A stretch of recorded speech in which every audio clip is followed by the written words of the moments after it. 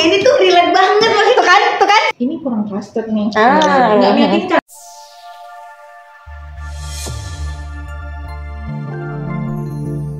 Halo Sobat Semanggi University, kembali lagi di sesi bedah buku bersama Semanggi University dan Koshop Jakarta. Dan juga Yukart Corner Jakarta. Oke, sekarang ada wajah baru ya teman-teman, yaitu ada Kak Dayu dari Yukart Corner yang udah 1 bulan ya di Jakarta. Oke, tak kenal sama kata sayang, kita kenalan dulu nih sama kakak. Hai, aku Salsa dari Koshop Jakarta yang akan jadi moderator kakak-kakak cantik hari ini. Hai, aku Dayu dari Yukart Corner Jakarta. Aku Anissa dari Koshop Jakarta. Oke, apa kabar nih kakak-kakak semua? Alhamdulillah, stay waras. Stay waras, aku nggak mau ngomong yang kayak tadi. Oke, Kak Adi sama Kak Dayu hari ini mau sharing buku apa sih? Kasih tahu dong. Kita mau sharing The buku Psychology of Selling. Karyanya siapa? Brian Tracy. Oke, ini buku udah kita bahas selama beberapa kali ya. Dan untuk hari ini kita mau bahas tentang 2 poin nih, yaitu ada apa aja Kak Anissa? Yang pertama ada program master Anda dan konsep diri dalam penjualan. Oke, hari ini kita mau bahas tentang konsep diri ya. Pertama kita bahas dulu nih dari Kak Dayu dulu ya. Silakan Kak Dayu. Oke, kalau konsep diri tadi kan kita bahas tentang program master Anda atau mungkin konsep diri atau self concept ya. Itu adalah persepsi individual mengenai siapa kita, bagaimana kita melihat diri kita, dan bagaimana kita mengartikan pengalaman serta atribut yang melekat pada diri kita sendiri. Jadi kayak gimana kita melihat image dalam diri kita, penilaian terhadap diri kita sendiri. Oke. Kayak gitu. Di sini dikatakan konsep diri kita itu terbentuk melalui beberapa hal. Salah satu contohnya adalah interaksi sosial, pengalaman hidup, terus refleksi diri. Jadi kan makanya kan ketika kita kecil sampai ketika kita dewasa itu pasti adalah perubahan dalam sikap kita ketika kita menyikapi suatu masalah dan lain sebagainya. Karena ketika kita ada masalah, ketika kita mungkin ada kejadian dan lain sebagainya, itu yang membentuk konsep diri kita. Selain itu juga ada penghargaan, pujian, ataupun mungkin lingkungan sosial yang tempat kita berada sekarang itu ya yang membuat terbentuknya self concept atau konsep diri kita sendiri. Oke, jadi di program master Anda tuh bagaimana dia menjelaskan bagaimana konsep diri seseorang bisa terbentuk ya.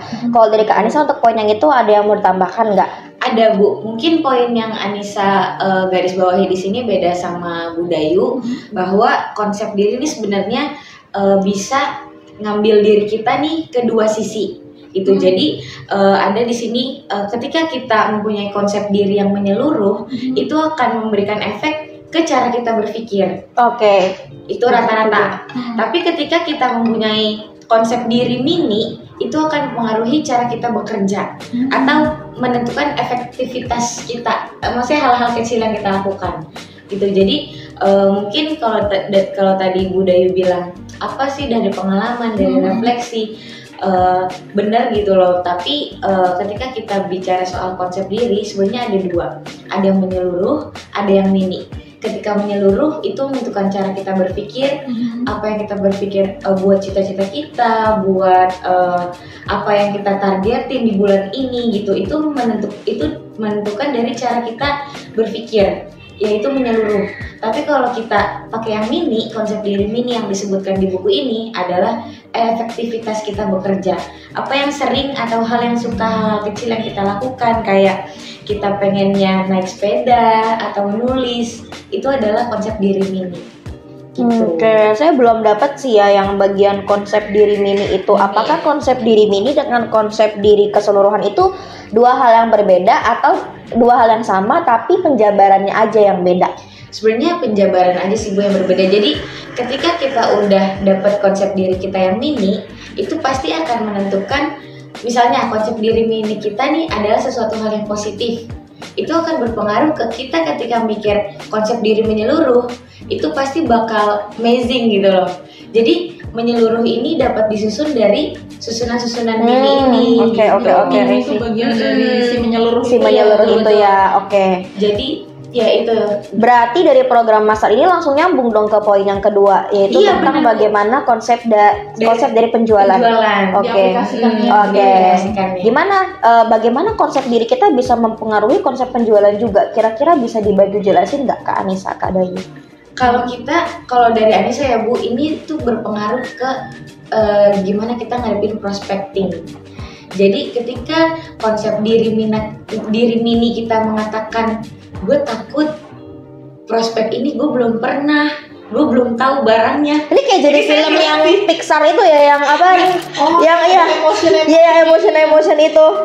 Sebenarnya kayak saya nyeritain pengalaman saya sih. Oke.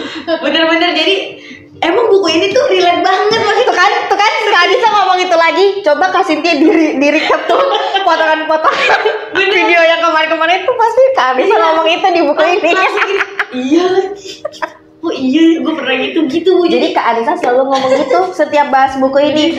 Iya, ini tuh saya bang. Oh iya, ini juga saya. Terus sampai habis kayaknya dia ngomong gitu deh. Nanti kita bikin kompilasinya. Iya, kompilasinya itu. Iya. Oke. Jadi emang dikatakan gini Bu, dalam poin kedua, konsep diri dalam penjualan. Apa sih pengaruhnya gitu ya? Jadi pengaruhnya kayak tadi hal-hal dari konsep diri mini itu penilaian kita tuh terhadap sesuatu takut atau apa prospek yang belum kita pernah lakukan. Itu tuh konsep diri kita gitu yang itu timbul dari alam bawah sadar kita, tapi kan menentukan efektivitas kerja kita. Tapi ketika kita punya konsep diri mini yang positif gitu ya, oh iya setelah ini gue jadi bakal tahu loh atau apa. Jadi kan kita jadi malah mikirnya ke depan lagi tuh. Oh iya nanti setelah ini gue malah bakal bisa jualan banyak, bakal jadi kita ditentukannya dari hal-hal kecil dan itu terjadi. Kan? Oke. Kalau menurut Kak Dayu gitu, apa sih relasinya dengan bagaimana sebuah personal image ini mempengaruhi kita untuk berjualan gitu?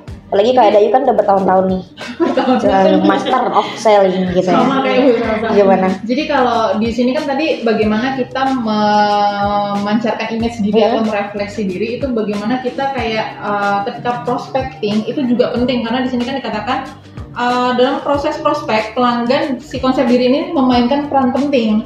Di sini dikatakan mengacu pada bagaimana kita menggambarkan diri kita sebagai penjual kepada pelanggan sehingga pelanggan itu mempercayai kita. Seperti itu. Jadi kalau mungkin agak relate dengan menyambung ya, bukan relate ya, menyambung dari apa yang Mbak Anissa katakan. Kalau kita takut, otomatis kepercayaan diri kita menurunkan. Nah, pelanggan pun akan menangkap itu sebagai sinyal kayak. Tapi dia nggak menangkap sinyal takut, yang dia tangkap adalah ini kurang trusted nih, nggak meyakinkan, karena kita sendiri pun ada ketakutan, jadi kayak kita pun kayak nggak yakin sama diri kita sendiri. Nah, salah satu di sini contoh konsep diri yang mungkin bisa kita aplikasikan, yang bisa kita tiru dan bagus adalah ketika kita meningkatkan percaya diri itu kita mencoba, kita mengafirmasikan diri kita sebagai penjual yang profesional. Dalam artian misalkan nih kalau Kak Anissa kan jualan printer ya, mungkin kita bisa mengatakan ini adalah sales profesional printer, seperti itu. Jadi orang pun, wah emang kakak ini nih yang udah yang paling top deh gitu. Terus misalkan kalau dari aku sales jual kartu gitu ya, untuk jasa layanan percetakan kartu, di sini kita mengatakan adalah percetakan kita adalah yang terbaik, seperti itu, top, paling top markotop deh kalau kata orang. Jadi orang pun juga akan menerima kepercayaan tersebut. Sehingga memang dari image diri atau konsep diri tersebut akhirnya memang sangat-sangat berpengaruh ketika kita memprospecting kepada calon pelanggan kita. Oke, nice banget ya. Ternyata sepenting itu sebuah personal image kita dalam hal salah satunya penjualan ya. Karena kan kita ini lagi bahas psychology of selling ya. Yang dimana kayak kita aja deh biasanya kalau misalkan ini saya merasa ya sekarang ini beberapa tenaga penjualan atau wiraniaga yang kita sebut di buku ini ya, kurang menurut saya tuh kurang dalam memiliki informasi yang cukup untuk bisa dikatakan kalau dia itu adalah ahlinya atau jagonya. Nah, kira-kira Mbak Anissa sama Bu Dayu punya tips gak gimana sih caranya untuk kita bisa membangun personal branding tadi supaya kita bisa bikin konsumen tuh trust sama kita, atau bahkan kita bisa menjadi expert di bidang penjualan tersebut gitu. Kira-kira ada kiat-kiat nggak dari Kak Anissa sama Kak Dayu? Oh, dari Anissa ya? Tang Tingtung siapa duluan? Oh, udah duluan. Jadi kalau dari aku sih pastinya kita setiap hari selalu belajar kayak nambah product knowledge ya, karena kan produk itu kan bukan produk sih ya, lebih tepatnya teknologi itu selalu berkembang. otomatis ketika teknologi selalu berkembang, permintaan manusia pun semakin aneh-aneh lah istilahnya. Yang tadinya mungkin hanya butuh kayak printer barcode biasa, printer label biasa, printer FC biasa, atau kartu biasa, tapi dalam perkembangan zamannya itu akan ikut berkembang. Nah, kalau misalkan kita berhenti belajar, stuck sampai situ-situ aja, otomatis kita nggak punya kayak knowledge baru, sehingga mungkin ketika ada customer nanya, kita nggak tahu, akhirnya kan bagaimana kita terlihat sebagai seseorang yang profesional. Terus yang kedua pastinya banyak-banyak pengalaman sih. Pengalaman itu didapatkan ketika memang dari latihan di lapangan langsung, yang memang kayak setiap hari berjualan, dan mungkin bisa juga kayak kita sharing ke sesama, mungkin dari leadernya atau dari sesama rekan sejawat dan lain sebagainya. Mungkin kalau dari aku bisa kayak gitu sih. Oke, pertajam knowledge kita dan learning by doing untuk dapat banyak pengalaman dan juga sharing ya. Oke, itu dia dari Kak Dayu ya. Berarti kita harus banyak belajar untuk mempertajam wawasan kita terkait produk dan juga terkait update produk ya di luar sana, dan juga memperbanyak pengalaman dengan learn by doing atau belajar lagi, atau yang terakhir juga sharing sama rekan-rekan sejawat. Kalau dari Kak Anissa gimana nih cara Kak Anissa untuk bisa meningkatkan atau membuat personal branding yang kuat nih, supaya Kak Anissa bisa expert di bidang penjualan? Dari Anissa berhubung ini poinnya bahas soal ini ya Bu, konsep self concept. Balik lagi ke diri aku, gimana aku nyiptain keyakinan diri aku sendiri buat tetap jualan banyak. Walaupun maksudnya kita katakanlah dari purchasing kita belum ada info pasti juga, entah itu tuh barang diskontinu apa gantinya apa. Yang penting kita pede dulu. Sebenarnya apa sih barang yang lagi ready yang bisa kita jual, yang bisa kita hasilin duit. Sebenarnya itu sebenarnya kayak dasar sih sebelum kita learn by doing terus dan lain-lain. Karena sama sih Bu, kayak kita jualan di coffee shop aja gitu. Sebenarnya tetap ke sehari-hari lagi. Apa sih yang pengen aku jual gitu, brand apa sih yang pengen aku jagoin, terus ketika dia hilang aku harus kemana ya gitu. Kan gak mungkin aku ngomong itu ke konsumen gitu, aku gak jualan dong ya kan. Nah itu adalah gimana lagi, balik lagi ke percaya diri aku lagi, aku mau jual yang mana nih yang aku bisa pedein, yang bisa aku jual gitu. Jadi tetap kita punya konsep yang harus kayak gitu, dasar yang harus kayak gitu, betul kayak gitu. Oke, luar biasa ya sales. Di sini real sales gitu ya. Pasti para direksi atau para manajemen kalau ngeliat video ini kayak wow, aku bayangin nggak pada sales aku gitu ya. Oke, nah tadi kan Kak Dayu sama Kak Anissa tuh udah bahas nih 2 poin yang ada di buku ini. Aku mau ngajak Kak Anissa sama Kak Dayu main games. Karena tadi Kak Dayu bilang kalau nih misalkan tadi antara Kak Dayu sama Kak Anissa, kalau kita dari diri sendiri takut nanti orang tuh menangkap sinyalnya tuh ini mah orang nggak berpengalaman, sales ecek-ecek atau CS ecek-ecek gitu ya. Nah kita mau buktikan nih apakah personal branding kita udah sampai ke orang lain. Kadang kan kita bilangnya nih, oh saya tuh pintar, cerdas. Bahwa orang lain mungkin mikirnya gitu lah. Nah kita mau main kayak gitu. Nah misalkan nih saya menggambarkan diri saya, misalkan personal branding saya, misalkan saya orangnya ceria, terus saya tuh orangnya satset. Nah tapi belum tentu kan penilaian yang Kak Anissa tangkap saya seperti itu. Berarti personal branding saya belum kuat dong. Berarti saya belum personal branding saya belum bisa sampai meyakinkan kamu kalau saya ini beneran ceria loh, kalau saya ini beneran satset loh. Nah, kita mau main itu. Tapi caranya adalah saya akan memberikan kakak-kakak di sini kertasnya di mana?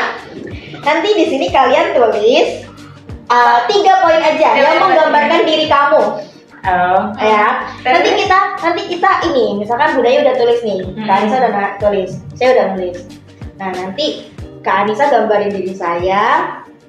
Sesuai apa enggak? Ya, oke, sesuai apa enggak gitu ya. Kita buktikan apakah 2 sales di sini betul-betul punya personal branding yang kuat.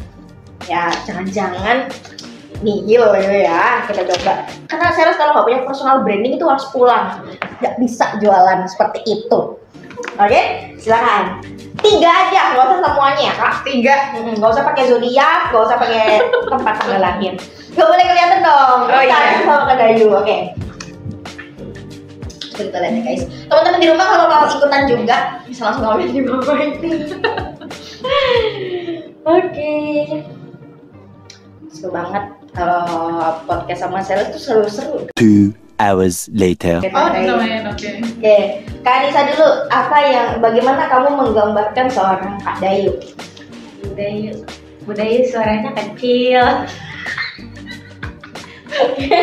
Terus? Kalau ngomong jelas gitu, tapi cepat. Oke. Terus sama senyum. Oke. Terus apa lagi? Udah. Saya jarang lihat Budayu senyum gitu loh. Oke. Jadi Ceria berarti. wajahnya tuh wajah smile. Bukan wajah korporat gitu ya. Oke. Oke, kalau Kak Dayu ke Kak Anissa. Ramah banget. Oke. Itu mungkin yang bisa aku pelajarin juga dari Kak Anissa dalam handle customer ya. Oke. Terus apa tuh namanya, kayak gimana ya? Tapi kalau aku lebih ke arah konteks kerjaan nggak apa-apa ya. Kan korporat banget budaya itu. Terus kayak ramah, terus dia tuh bener-bener kayak mau nolongin customer. Oke. Jadi customer punya kebutuhan apa tuh bener-bener dia tolongin, dan walaupun dia sebenarnya jengkel sama customer itu, tapi dia masih bisa nutupin kerasnya kejengkelan. iya. Terus apa ya? Malu dong. Pemberani lah. Oh, pemberani ya. Pokoknya kalau ngomong tuh apa ya? Enak lah aku dengerin dia kalau buat ngehandle customer. Oke. Itu aku pede maksudnya. Nah, Aku kan. Ya. Pasti kalau nggak kayak gitu ya kan kita nggak Nah, bisa. tadi Kak Dayu gambar kamu bener nggak? Bener nggak? Menurut kamu apakah? Iya, Oke. bener. Kalau Kak Dayu tadi digambar ke Anissa itu gimana? Kalau saya baca dari sini sih salah ya. kayaknya kalau yang ramah, kayaknya enggak deh. Oke. Kalau maksudnya mungkin diusahakan. Kita di korporat tadi, oke. Nah, kalau Kak Dayu menggambarkan dirinya itu kaku, detail pada kebutuhan. Spek ini saya setuju banget. Ini Budayu itu orangnya teliti banget. Sebagai sales yang harusnya gerasa gerusu gitu ya biasanya sales itu, dan pendiam. Oke, tapi Kak Anissa tadi ngegambarinnya beda ya. Berarti Budayu mungkin karena belum kenal kan, belum Sebenarnya ini setiap Bu hari. yang tadi aku bilang kalau udah jelas. udah gugur. Itu detail. Please dong. Oke, ada satu yang benar. Iya, ini maksudnya ya. Budayu itu orangnya detail banget. Detail banget. Dan paham sama apa yang dia kerjakan menurut saya. Iya, itu penyampaian. Nah, tadi menurut Kak Dayu, Kak Anissa itu ceria, ramah, ya benar. Kalau kocak sih nggak disebutin ya. Mudi juga nggak. Ini sih saya sih yang paling tahu dia orangnya emang seperti ini benar. Gitu. Oke, nah dan teman-teman tuh coba sekali-sekali main ini sama orang terdekat teman-temannya yang dimana mereka bisa tangkep nih kita itu benar nggak sih sesuai dengan apa yang pengen kita gambarkan ke orang lain. Misal, oh saya pengen orang lain tuh melihat saya tuh seorang yang tegas atau gimana. Nah coba kita tanya ke orang lain tersebut, kira-kira itu kita bener nggak sih udah sesuai dengan personal branding yang kita inginkan gitu. Makasih Kak Anissa, Kak Dayu udah ikutan gamesnya. Pemenangnya aku. Dapat terima kasih. Dapat terima kasih ya. Oke, nanti Kak Anissa bisa belajar sama Kak Dayu untuk lebih detail lagi pada kebutuhan dan spek. Nanti Kak Dayu belajar sama Kak Anissa untuk ceria, fleksibel, dan juga bisa memiliki rasa sabar seluas lautan ini gitu ya. Emang ya harus. Oke, tidak terasa sudah 30 menit bahkan kita sharing hari ini. Semoga bermanfaat bagi teman-teman semua. Terima kasih Kak Anissa, Kak Dayu sudah mau sharing sama tim Semanggi dan juga teman-teman Kocok. Kalau teman-teman pengen ketemu Kak Anissa yang kocak dan Kak Dayu yang detail, teman-teman bisa datang ke Kocok Jakarta atau YouCard Corner. Di mana alamatnya? Di Rukan Mangga 2 Mall, Blok A nomor 7. Iya. Jakarta Pusat. Oke, atau bisa hubungi ke nomor di bawah ini ya untuk Kak Anissa dan Kak Dayu. Sampai bertemu di video bedah buku selanjutnya. Bye.